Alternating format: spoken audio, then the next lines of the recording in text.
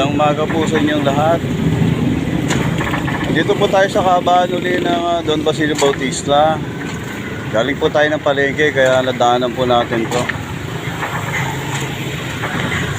Ito baka naman po may concern citizens dyan na pwede magsaayos nito. DPWH, yung naiwan nyo ditong steel plate, wala na sa ayos. Oh. Harap lang po yan ng dating Kaknya Musileo. Halos malapit lang dito. Tanong mo lang yung Hulong Duhat Lechon. Wala na po sa ayos yung nilagay yung steel plate. Ayan, baka pwedeng pakipuntahan nyo at paayos nyo kasi mabigat po itong steel plate nyo.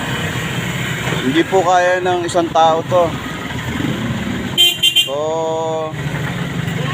kung nanonood yung mga taga-barangay dyan, baka naman pwedeng pasaglitan nyo na lang to. Baka marami pong madisgrasya rito. Oh. Tapos may nakaparada pa rito.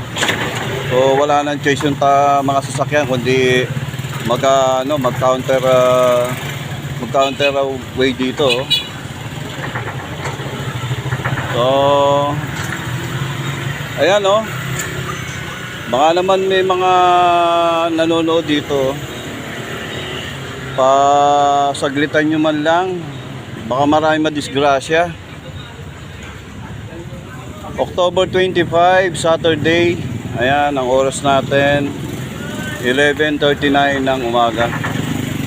So, yan lang po ha.